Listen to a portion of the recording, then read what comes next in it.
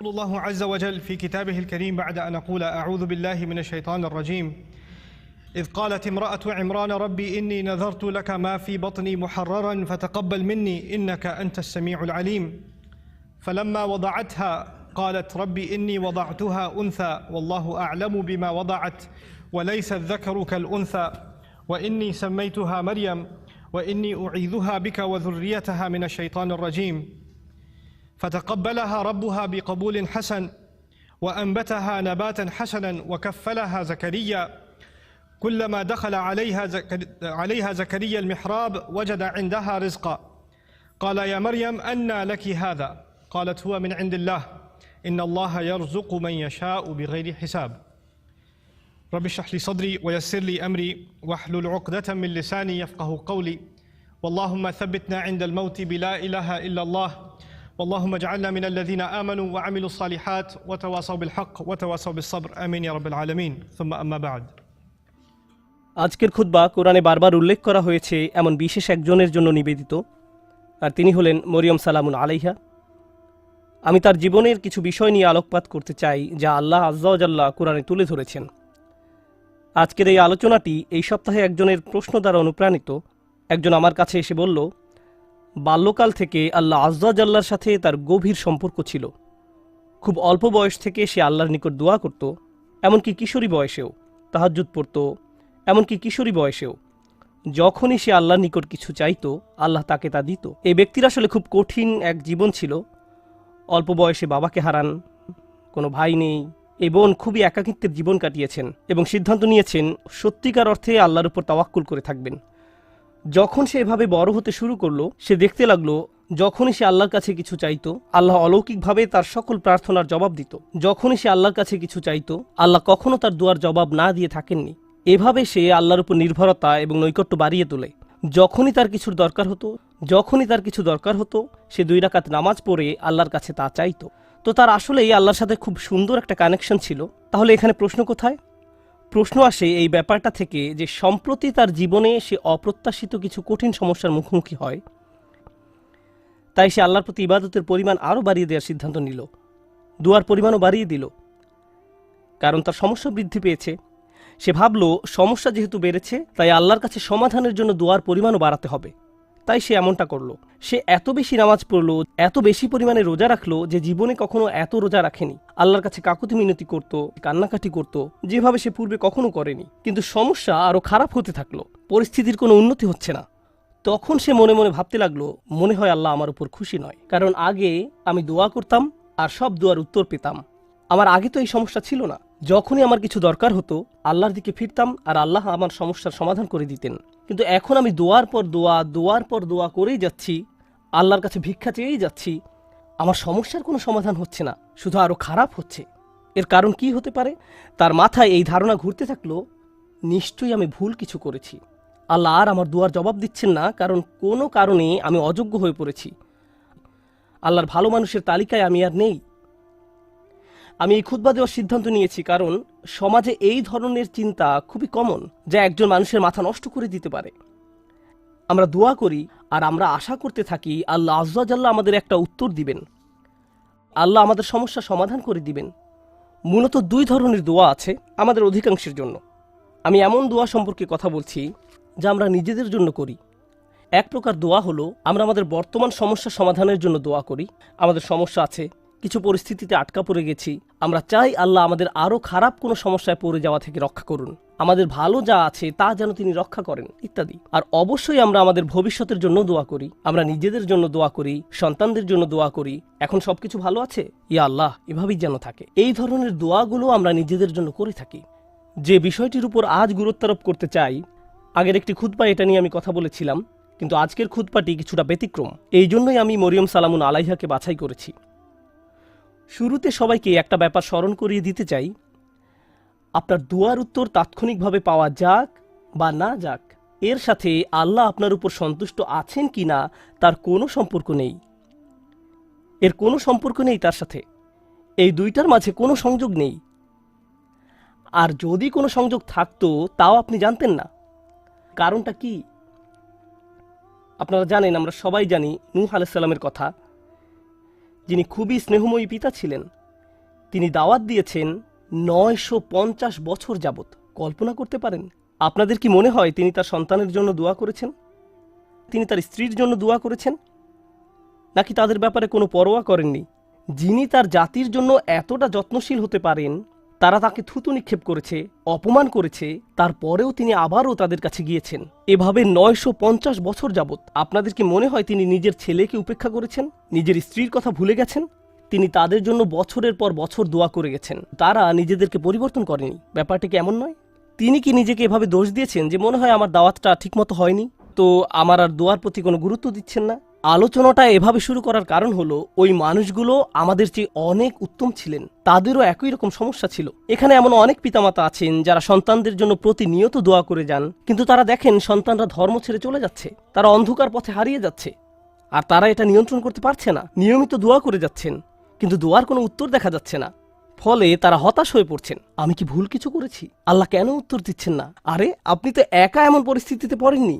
আমাদের রসুল সাল্লাল্লাহু আলাইহি সাল্লাম প্রচুর দোয়া করেছেন। আপনার কি মনে হয় না যে তিনি তার চাচার জন্য দোয়া করেছেন, তার পরিবারের জন্য দোয়া করেছেন? আপনার কি মনে হয় না তিনি আবু লাহাবের কথা বিবেচনায় নেননি? যদি তিনি দোয়া করে থাকেন, তার সকল আবেগপ্রবণ দোয়া সত্ত্বেও আল্লাহ আযজা ওয়া জাল্লা তাকে বলছেন, ইন্নাকা লা তাহদি মান আহবাবত।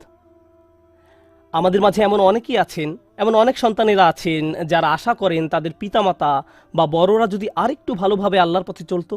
এমন বহু তরুণ তরুণীর সাথে আমার কথা হয়েছে যাদের পিতামাতা ভয়ঙ্কর রকমের পরিষ্কার হারাম ব্যবসায় জড়িত। সন্তানেরা, তাদের ছেলেমেয়েরা তাদের বলছে, প্লিজ এই ব্যবসা থেকে বের হয়ে আসেন, আমি আপনাদের উপর নির্ভরশীল, আর আমি তো এই মুহূর্তে আমার পরিবারের জন্য আয় করার অবস্থানে নেই, কিন্তু আপনারা যা করছেন তা ভুল।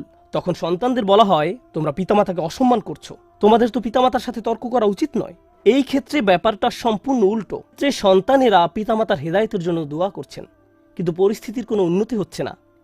এর বাহিরেও কারো হয়তো ভয়ঙ্কর অসুস্থতা দেখা দিতে পারে, স্বাস্থ্য সংক্রান্ত চরম দুর্দশাও আসতে পারে, অথবা চাকরি খুঁজে পাচ্ছেন না, অর্থনৈতিক সমস্যায় আক্রান্ত, আর আপনি আল্লাহর কাছে দোয়া করে যাচ্ছেন, মনে মনে বলছেন, আমি তো গত বছর ইতিকাফও করেছি, আমি দোয়া করেই গেছি, সারা রাত সিজদায় পড়েছিলাম, এরপরেও আমার সমস্যা রয়ে গেছে, এরপরেও কোনো সমাধান আসেনি। সবার আগে আমি আপনাদের সবাইকে মনে করিয়ে দিতে চাই যে নবীরা, তাদের সকলেই, আমাদের বহুকাল পূর্বে যারা এসেছিলেন, আল্লাহ অনবরত তাদের দোয়ার কথা কোরআনে উল্লেখ করেছেন, তাদের সমস্যাগুলোর কথাও কোরআনে বারবার উল্লেখ করেছেন। আপনাদের কি মনে হয় না ইয়াকুব আলাইহিস সালাম, যিনি 12 জন সন্তানের পিতা ছিলেন, তিনি তার সব সন্তানের জন্য দোয়া করেছেন? বিশেষ করে ইউসুফ আলাইহিস সালামের জন্য, যখন তিনি ইউসুফকে হারিয়ে ফেলেন, আপনাদের কি মনে হয় না তিনি ইউসুফ আলাইহিস সালামের নিরাপত্তার জন্য দোয়া করেছেন, তিনি যেন তার সুন্দর সন্তানকে আবার দেখতে পান? আমরা জানি তিনি এত বেশি কেঁদেছিলেন যে দৃষ্টিশক্তি হারিয়ে ফেলেছিলেন, অবিয়াদ্দাত আইনাহু, এবং দুঃখে তার চক্ষুদয় সাদা হয়ে গেল। তার এত বছরের দোয়ার কোনো উত্তর পাওয়া গেল না, কিন্তু পরিশেষে উত্তর পাওয়া গেল। আপনাদের কি মনে হয় না যখন মূসা আলাইহিস সালামের মা নিজ ছেলেকে পানিতে ভাসিয়ে দেন, আর দেখতে পাচ্ছেন যে স্রোতের টানে বাক্সটি হারিয়ে যাচ্ছে, বাক্সটি যে কোনো সময় উল্টে যেতে পারে, আর কিভাবে জানেন যে বাক্সটি ওয়াটারপ্রুফ, পানি প্রবেশ করবে না? কিভাবে জানবেন যে এটি পাথরের আঘাত পেয়ে ভেঙে যাবে না? আপনি নদীতে ফেলে দিচ্ছেন একটি বাচ্চাকে, নদীতে। আপনাদের কি মনে হয় না যে মূসার মা আল্লাহর কাছে দোয়া করেছেন? এই দুই দোয়ার ক্ষেত্রে পার্থক্যটা লক্ষ্য করুন। মূসা আলাইহিস সালামের মায়ের ক্ষেত্রে তিনি আল্লাহর কাছে দোয়া করেন, তিনি তার ছেলের সাথে আবার একত্রিত হন ঠিক কয়েক ঘন্টা পর। বাচ্চার পরবর্তী খাওয়ার সময় হওয়ার মধ্যেই সে আবার তার মায়ের দেখা পায়। আর অন্যদিকে ইউসুফ আলাইহিস সালামের ক্ষেত্রে তিনি তার পিতার নিকট থেকে বিচ্ছিন্ন হয়ে পড়েন, কিন্তু বহু বছর যাবৎ তিনি তার পিতার দেখা পাননি, অনেক অনেক বছর যাবৎ। আমরা জীবনে সমস্যার মুখোমুখি হব, আর আল্লাহর কাছে দোয়া করার সাথে সাথেই আমাদের সমস্যার সমাধান হয়ে যাবে না। দোয়ার বাস্তবতা বোঝার চেষ্টা করুন। দোয়ার উদ্দেশ্য কি? আমরা প্রায় দোয়াকে তলাবের সাথে গুলিয়ে ফেলি। আরবিতে তলাব মানে কোনো কিছু তালাশ করা, কোনো কিছু দাবি করা, আর দোয়ার আক্ষরিক অর্থ হলো ডাকা, এটাই এর অর্থ। দাআতুকুম মানে আমি তোমাকে ডেকেছি, আমন্ত্রণ জানিয়েছি, এটা হলো দোয়া। আমরা যখন আল্লাহর কাছে দোয়া করি, মাঝে মাঝে আমরা ওই দোয়ার মাধ্যমে আল্লাহর কাছে দাবি জানাচ্ছি, এটা সত্য, আমরা অনুরোধ জানাচ্ছি, কিন্তু আমাদেরকে এই ব্যাপারটা ভুলে গেলে চলবে না যে দিন শেষে আমাদের সব অনুরোধ, সেগুলো হলো আল্লাহর একজন বিনম্র দাস আল্লাহর দিকে ফিরে নিজের সমস্যার সমাধান ভিক্ষা চাচ্ছে। কি সেগুলো? আপনার সমস্যার সমাধান হওয়ার চেয়েও আপনি যে আল্লাহর সাথে যোগাযোগ করছেন, এটাই এখানে সবচেয়ে মূল্যবান বিষয়। এটাই দিন শেষে মূল লক্ষ্য। আপনি যে আল্লাহর সাথে কথাবার্তায় যুক্ত হয়েছেন, এটাই দিন শেষে মূল লক্ষ্য। আল্লাহ আপনার সমস্যা তাৎক্ষণিকভাবে সমাধান করে দেবেন কিনা সেটা ভিন্ন বিষয়। আমি এ সম্পর্কে সংক্ষেপে কিছু কথা শেয়ার করতে চাই, পরে মরিয়ম সালামুন আলাইহা নিয়ে কথা বলবো। কখনো কখনো আপনি এমন কিছু সমস্যার মুখোমুখি হন যে মনের মাঝে প্রশ্ন আসে, আমাকে কেন এই সমস্যার মোকাবেলা করতে হবে? আপনাদেরকে একটা কথা জিজ্ঞেস করি, ইউসুফ আলাইসাল্লাম তো 8-9 বছরের এক বালক ছিলেন মাত্র। শিশু মানেই তো নিষ্পাপ। একজন শিশু এমন কি করতে পারে যার জন্য সে কিডন্যাপ হতে পারে? একজন শিশু এমন কি অন্যায় করতে পারে যার কারণে সে কুয়ার মধ্যে নিক্ষিপ্ত হবে? একজন শিশু কি করতে পারে যার কারণে সে দাস হিসেবে বিকৃত হবে ভিন্ন একটি দেশে? আর তিনি প্রাপ্তবয়স্ক হওয়ার পর কি অন্যায় করেছেন যার কারণে তাকে কারাগারে নিক্ষিপ্ত হতে হবে মিথ্যা একটা অভিযোগে? তিনি তো নিজের অন্যায়ের কারণে জেল খাটেননি, তিনি নির্দোষ ছিলেন, আর তাকে এতগুলো বছর জেলে কাটাতে হয়। তাকে জীবনে এমন সব পরিস্থিতির ভেতর দিয়ে যেতে হয়, অন্য কারো এমন হলে বলতো, ভাই জীবন অন্যায্য, কি বা করার আছে, জীবন অন্যায্য। কিন্তু একজন বিশ্বাসীর ক্ষেত্রে কি হয়? সে শুধু বলে না যে জীবন অন্যায্য, সে বলে আল্লাহ অন্যায্য। নাউজুবিল্লাহ। আর আল্লাহ সূরা ইউসুফে বলছেন, আল্লাহু গালিবুন আলা আমরিহি, আল্লাহ তার সকল কাজের তত্ত্বাবধান করছিলেন। ইউসুফের জন্য যত সিদ্ধান্ত নেওয়া হয়েছিল আল্লাহ তার সবগুলোতে প্রভাব রেখেছিলেন। কিভাবে? কখনো কখনো আমি আপনি এমন কিছু সমস্যার মুখোমুখি হব, আল্লাহ জানেন ভালো কিছু সামনে আছে। কখনো কখনো ভালো যা কিছু আসছে তা আপনার নিজের জন্য, আবার কখনো বা অন্য কারোর জন্য, আবার কখনো বা অন্য কারোর জন্য। কখনো কখনো আপনি জীবিত থাকতেই এর উপকার পাবেন, আপনি জীবিত থাকতেই এর উপকার পাবেন। আর কখনো কখনো এই উপকার আসবে আপনি আল্লাহর কাছে ফিরে যাওয়ার পর। ইউসুফ আলাইহিসসালামের ক্ষেত্রে কি হয়েছিল? একজন পিতা তার সন্তান থেকে বিচ্ছিন্ন হয়ে পড়েন। কিন্তু চিন্তা করে দেখুন, তাকে যদি কিডন্যাপ করা না হতো তাহলে তিনি কুয়ায় নিক্ষিপ্ত হতেন না। তিনি যদি কুয়ায় না পড়তেন তাহলে কোনোদিন মিশরে গিয়ে পৌঁছাতেন না। আর মিশরে কোনোদিন না গেলে তিনি জেলে নিক্ষিপ্ত হতেন না। আর যদি জেলে না যেতেন তাহলে জেলের ওই 2 লোকের সাথে তার কোনোদিন সাক্ষাৎ হতো না যাদের স্বপ্নের তিনি ব্যাখ্যা দিয়েছিলেন। ওই 2 ব্যক্তির সাথে যদি তার কোনোদিন দেখা না হতো, তাদের একজন বেঁচে যায় এবং রাজার খেদমতে নিয়োজিত হয়। আর যখন রাজা একটি স্বপ্ন দেখলেন, ওই ব্যক্তি তাহলে কোনোদিন বলতেন না যে হ্যাঁ, আমি এক লোকের কথা জানি যে আপনার স্বপ্নের ব্যাখ্যায় সাহায্য করতে পারবে। স্বপ্নটা কি ছিল? দেশে 7 বছর হবে প্রাচুর্যের, আর পরবর্তী 7 বছর দেশে কোনো ফসল ফলবে না, কোনো উৎপাদন হবে না, মানুষ দুর্ভিক্ষে মারা যাবে। যদি ইউসুফ জেলে না যেতেন আলাইহিসসালাম এবং তাকে মুক্তি দেওয়া না হতো ওই স্বপ্নের ব্যাখ্যা করার জন্য সেই সময়, তাহলে দেশ অর্থনৈতিক, ফাইন্যান্সিয়াল এবং সামাজিক এক দুর্যোগে পতিত হতো। লক্ষ লক্ষ শিশু দুর্ভিক্ষে মারা যেত। একজন শিশু কষ্ট স্বীকার করলো কয়েক বছরের জন্য। এক শিশুর কষ্ট স্বীকারের ফলে আল্লাহর পরিকল্পনা ছিল অগণিত পরিবারকে অনাহারে সন্তান হারানোর বেদনা থেকে রক্ষা করবেন। এই পরিকল্পনার কারণে ইউসুফ আলাইহিসসালাম জেল থেকে ফিরে এসে স্বপ্নের ব্যাখ্যা করলেন এবং অর্থ মন্ত্রণালয়ের দায়িত্ব নিলেন। আমার এক বন্ধুর নাম হয়তো আপনারা শুনে থাকবেন, তার নাম রবার্ট ডেভিলা। আমি ওই বোনকে তার সম্পর্কে জিজ্ঞেস করেছিলাম। সে বলল সে তার কথা শুনেছে। সে তার শরীরের কোনো অংশ নাড়াতে পারে না, শুধু মুখমণ্ডল ছাড়া। সে কি এমন অন্যায় করেছে যার কারণে এমন পরিস্থিতি? কিছুই না। কিন্তু কত মানুষ ইসলাম গ্রহণ করেছে তার এই অক্ষমতার দরুন। কত শত মানুষ এই ঘটনার কথা শুনে আল্লাহর পথে ফিরে এসেছে। কত শত মানুষ আল্লাহর প্রতি অকৃতজ্ঞ ছিল, যদিও তারা মুসলিম ছিল কিন্তু নামে মাত্র মুসলিম ছিল, এবং সিদ্ধান্ত নিল যে আল্লাহর কাছে আত্মসমর্পণ করবে। কারণ ওই মানুষটি একটি বিছানায় শুয়ে আছে। তার কষ্ট, দুর্ভোগ লক্ষ লক্ষ মানুষের জন্য হেদায়েতের কারণে পরিণত হলো। বুঝতে পারছেন? কখনো কখনো আমি আপনি কষ্টকর অবস্থায় পতিত হই, যা আসলে খুবই সামান্য, এমন অসংখ্য কল্যাণ আর এমন অসংখ্য উপকারের জন্য, যা হয় এখন আমার কাছে আসবে, নতুবা আল্লাহর কাছে ফেরত যাওয়ার পর আমি এর উপকার ভোগ করব। সুতরাং আমাদের দোয়া কোনো কিছু অর্ডার করার মতো নয়। যখন ওই বোন আমাকে তার সমস্যার কথা বলছিল, সাথে সাথে আমার মরিয়ম সালামুন আলাইহার কথা মনে পড়ল। কারণ মরিয়ম সালামুন আলাইহার ক্ষেত্রে এমনকি ছোট বয়সেও তার জন্ম আশ্চর্যজনক। তার জন্মের কথা কোরআনে উল্লেখ করা হয়েছে। খুব বেশি সংখ্যক মানুষের জন্মের কথা কোরআনে উল্লেখ করা হয়নি। মা একটি ছেলে সন্তান আশা করেছিলেন, কিন্তু তার একটি মেয়ের জন্ম হলো। আর আল্লাহ বলেন, ওয়ালাইসা যাকারু কাল উনসা, যার অনেকগুলো গভীর অর্থ রয়েছে। আমি এখন শুধু একটি অর্থ হাইলাইট করছি। এই মেয়েটি অন্য কোনো ছেলের মতো নয়, এই মেয়েটি স্পেশাল। প্রসঙ্গত দয়া করে এই কথাগুলো মনে রাখবেন, পরের বার আপনাদের কেউ যদি সন্তান সম্ভবা হয়ে থাকেন, আপনি আশা করছেন, আপনার মা আশা করছে, আপনার চাচাতো খালাতো ভাই বোনেরা আশা করছে একটি ছেলে শিশুর জন্ম হবে, কিন্তু একটি মেয়ের জন্ম হলো, তখন মনে রাখবেন আল্লাহ মরিয়ম সালামুন আলাইহার জন্মের মতো কারো জন্মের কথা এভাবে হাইলাইট করেননি। মেয়ে সন্তান পাওয়া সম্মানের, মেয়ে সন্তান পাওয়া আল্লাহর একটি উপহার। মেয়ের জন্ম হলে অসন্তুষ্ট হওয়া আসলে মুশরিকদের বৈশিষ্ট্য। আল্লাহ মুশরিকদের সম্পর্কে বলেন, জল্লা ওয়াজহুহু মুসওয়াদ্দান ওয়া হুয়া কাযীম। তাদের কাউকে যখন কন্যা সন্তানের সুসংবাদ দেওয়া হয় তখন তার মুখ কালো হয়ে যায়, সে অন্তর্জ্বালায় পুড়তে থাকে। মেয়ে সন্তান পাওয়া আল্লাহর পক্ষ থেকে আশীর্বাদ এবং সম্মান। মেয়ের জন্ম হলে যদি অসন্তুষ্ট হয়ে পড়েন, তাহলে আপনি শুধু আল্লাহর উপহারেরই অসম্মান করছেন না, আপনি কোরআনের আয়াতকেও অসম্মান করছেন। এই কথাগুলো মনে রাখবেন। এই শিশুর জন্ম হলো, তাকে আসলে বিশেষ একটি জায়গা দেওয়া হলো। তখনকার সময়ের কেন্দ্রীয় মসজিদে জাকারিয়া আলাইহিসসালাম তার দেখাশোনা করতেন, আর যখনই তিনি তার খোঁজ খবর নেওয়ার জন্য আসতেন, কারণ মরিয়ম আলাইহিসসালাম আল্লাহর ঘরে থেকে আল্লাহর ইবাদতে নিজেকে উৎসর্গ করলেন। কুল্লামা দাখালা আলাইহা জাকারিয়াল মেহরাব ওয়াজাদা ইনদাহা রিজকান। যখনই জাকারিয়া মেহরাবের মধ্যে তার কাছে আসতেন, কিছু খাবার দেখতে পেতেন। তিনি জিজ্ঞেস করলেন, এগুলো কোথায় পেলে তুমি? এই ফলগুলোর তো এখন উৎপাদন হয় না, এমনকি এগুলো এই সিজনেরও নয়, এগুলো শীতকালে হয় আর ওইগুলো গরমকালে জন্মে, তুমি এইসব ফল কোথায় পেলে? উত্তর দিতেন, ক্বালাত হুয়া মিন ইনদিল্লাহ, এগুলো আল্লাহর পক্ষ থেকে বিশেষভাবে এসেছে।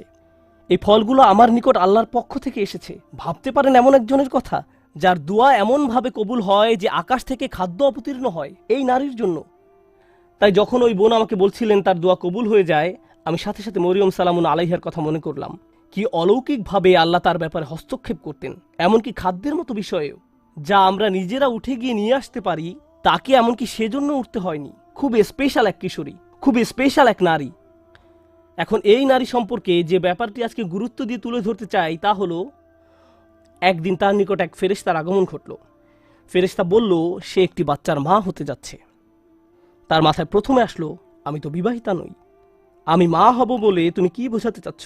লাম ইয়ামসাসনি বাশার, আমাকে তো কোনো পুরুষ স্পর্শ করেনি, আমার বাচ্চা হবে বলে তুমি কি বোঝাতে চাচ্ছ? কাযালিকি ক্বালা রব্বুক, আমি দুঃখিত, আমরা এসেছি শুধু সংবাদ জানাতে, এটা হবে কি হবে না সেই ব্যাপারে পরামর্শ করতে নয়। সেই সিদ্ধান্ত ইতিমধ্যে নেওয়া হয়ে গেছে, তুমি একটি বাচ্চার মা হতে যাচ্ছ। এখন তিনি পুরোপুরি আতঙ্কিত, আমি কি করব? তিনি আল্লাহর কাছে ফিরে আশা করতে পারতেন এমনটি যেন না হয়, কিন্তু এটা তো ঘটবেই। আমি আপনাদের জন্য পরের কিছু ঘটনা এখন বর্ণনা করছি, যেন উপলব্ধি করতে পারেন এই নারী কেমন এক কঠিন পরীক্ষায় পড়েছিল। বাচ্চার জন্মের পর তিনি তার নিজ শহরে ফিরে আসলেন।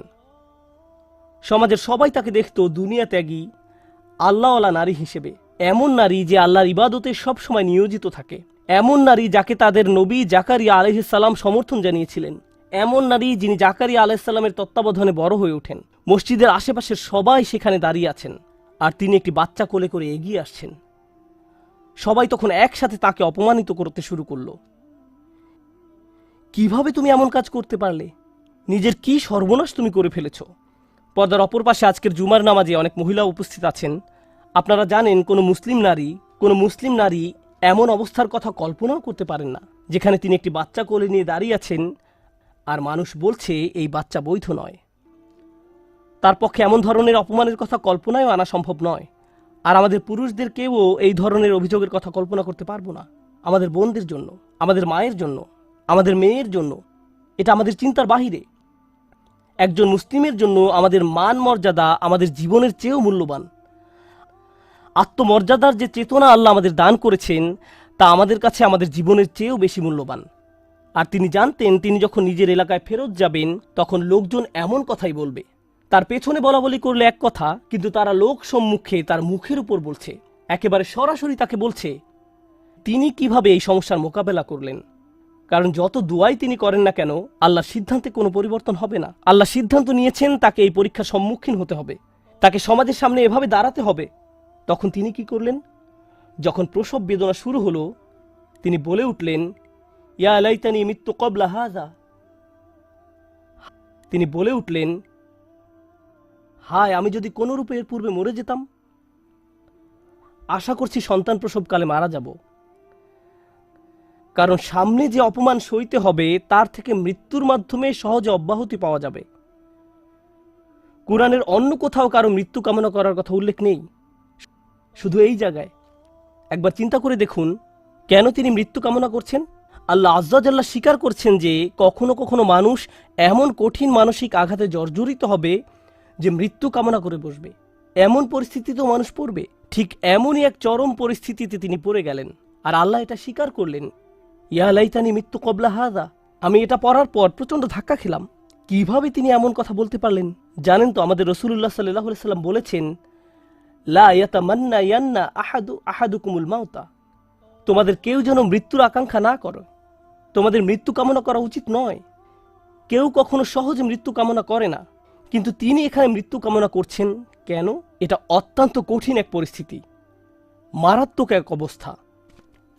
তো তিনি যে অপমানের সম্মুখীন হতে যাচ্ছেন তা মৃত্যুর চেয়েও খারাপ। তাই তিনি বললেন, ইয়া লাইতানি মিত্তু কবলা হাযা। এই কথা কোরআনে উল্লেখ করার কারণ আছে। দুনিয়ার এই জীবনে মানুষ অপমানজনক পরিস্থিতিতে পড়বে, থেকে মুক্তির কোনো উপায় চোখে পড়বে না। অনেককে তাদের পরিবারের সম্মুখীন হতে হবে, মিথ্যা অপবাদের সম্মুখীন হবে, অতীতের কোনো ভুলের মোকাবেলা করতে হবে। কে জানে তাদের এমন ধরনের মানসিক আঘাতের মোকাবেলা করতে হবে। তখন তারা মরিয়ম সালামুন আলাইহার উদাহরণে সান্ত্বনা খুঁজে পাবেন। কিন্তু তিনি এখানেই থেমে যাননি। তিনি বললেন, ওয়াকুন্তু নাসিয়াম মানসিয়া। নাসিয়ান মানসিয়া খুবই অসাধারণ শব্দযুগল। তারা বলে ফাল ও ফিল, এবং এই দুইটি ওজন। তারা নিসিও বলে। এক কিরাতে এটাকে নিসিয়ান, অন্য কিরাতে নাসিয়ান পড়া হয়, জিবহ এর মতো।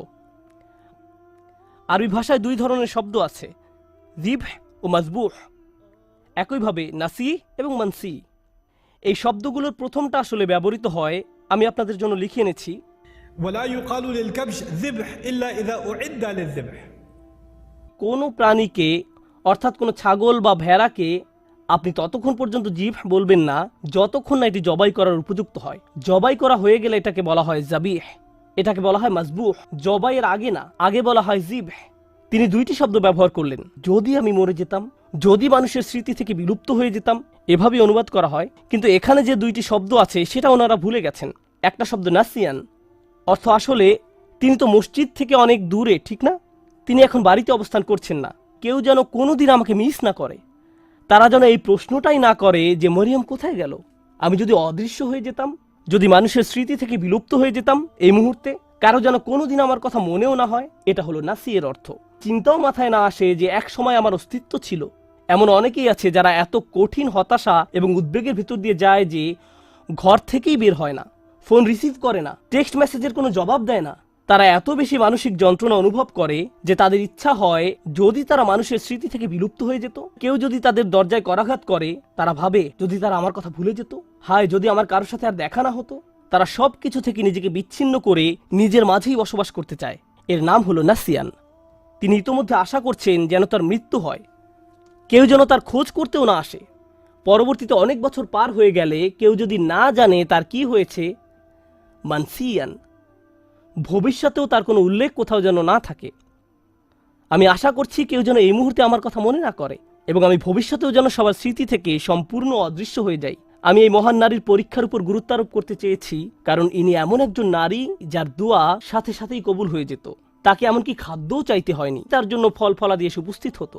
আর আল্লাহ তাকে এমন পরিস্থিতিতে ফেললেন, আল্লাহ তাকে এমন পরীক্ষায় ফেললেন। এই জন্য না যে আল্লাহ তাকে ঘৃণা করেন, এই জন্য না যে আল্লাহ তার কথা ভুলে গেছেন, এই জন্য না যে আল্লাহ তাকে অপমানিত করতে চান। শেষে দেখা যায় যে এই সমস্ত কিছুর মাধ্যমে আল্লাহ আসলে তাকে সম্মানিত করলেন। আল্লাহ তাকে সম্মানিত করতে চান। কোন অপমানের ভয় তিনি করছিলেন? তার অপমানের ভয় ছিল মানুষ বলবে তুমি বিয়ে ছাড়াই এই সন্তানের মা হয়েছ, তোমার এটা হারাম ছেলে। মানুষ এটাই বলবে। আর জানেন তো বাচ্চার নাম কি ছিল? তার নাম ছিল ঈসা। কোরআনে কোন নবীর নামের সাথে তার পিতা বা মাতার নাম উল্লেখ করা হয়নি। শুধু ঈসা আলাইহিসসালাম, ঈসা ইবনে মারিয়াম বারবার উল্লেখ করা হয়েছে। ঈসা মরিয়মের ছেলে, ঈসা মরিয়মের ছেলে। কোরআনে কোথাও কি আছে মুহাম্মদ আব্দুল্লাহর ছেলে? কোথাও কি পান ইয়াকুব ইসহাকের ছেলে, ইসহাক ইব্রাহিমের ছেলে, ইউসুফ ইয়াকুবের ছেলে? পেয়েছেন কখনো? না। অনেকবার আল্লাহ এই রসুলকে যখনই সম্মানিত করেছেন, সাথে সাথে তার মাকেও সম্মানিত করেছেন। প্রসঙ্গত বিষয়টা গুরুত্বপূর্ণ। আরবরা যখন ইবনে বলে, বা এমনকি সেমেটিক মানুষরা যখন ইবন বলে, ঠিক পরেই তারা পিতার নাম উল্লেখ করে, তারা পিতার নাম বলে। আপনার নামের শেষাংশ আসে পিতার কাছ থেকে। আল্লাহ এই সাধারণ নিয়মের বাহিরে গিয়ে মানুষকে মনে করিয়ে দিয়েছেন যে তার কোনো পিতা নেই, আর আমি সাধারণ নিয়মের বাহিরে গিয়ে এই মাকে সম্মান দেখাবো। ঈসা ইবনে মারইয়াম। প্রতিবার আল্লাহ এই অপমানের কথা উল্লেখ করেছেন অন্য কারণে। আর এই বিষয়টা বলেই আমি আমার খুতবার সমাপ্তি টানছি। কখনো কখনো আপনার কষ্ট অন্য মানুষের মুক্তির কারণে পরিণত হবে। আপনি সমস্যায় পড়েছেন কারণ এটা আপনার থেকেও বড় কোনো উদ্দেশ্য সাধন করবে, তখন তাদের জন্য সাদাকায়ে জারিয়ায় পরিণত হবেন। আপনার কারণে তারা ভালো কিছু অর্জন করবে। মারিয়াম সালামুন আলাইহার এই কষ্ট থেকে প্রতিবার যখন কোনো নারী অপমানিত হয়, প্রতিবার যখন কোনো নারী অপবাদের শিকার হবে, প্রতিবার যখন কোনো নারী কামনা করবে যদি সে মরে যেত পরিস্থিতির মুখোমুখি হওয়ার চেয়ে, তখন সে মরিয়ম সালামুন আলাইহার কষ্টের মাঝে নিজের সান্ত্বনা খুঁজে পাবেন। আর যখনই কোনো নারী সান্ত্বনা খুঁজে পাবে, মরিয়ম সালামুন আলাইহার মর্যাদা এতে আবারও বেড়ে যাবে। সুবহানাল্লাহ। আমাদের দোয়ার মাধ্যমে আমরা আল্লাহর সাথে সংযোগ স্থাপন করি। আমাদের দোয়া এমন কিছু নয় যার মাধ্যমে এই দুনিয়া জান্নাতে পরিণত হবে। পৃথিবীর এই জীবনে পরীক্ষা থাকবেই। আমাদের চেয়ে বহুগুণে উত্তম মানুষদের জীবনে সমস্যা ছিল, আর এটা ঠিক আছে। লাকাদ খলাকনাল ইনসানা ফি কাবাদ। আমি মানুষকে সৃষ্টি করেছি অত্যন্ত কষ্ট ও শ্রমের মাঝে। কষ্ট ক্লেশ জীবনেরই অংশ। দুয়ার উদ্দেশ্য হলো আমাকে আপনাকে এই কষ্টগুলো মোকাবেলায় সাহায্য করা। আর কখনো ভুলে যাবেন না যে আল্লাহ আমাদের সাথে আছেন।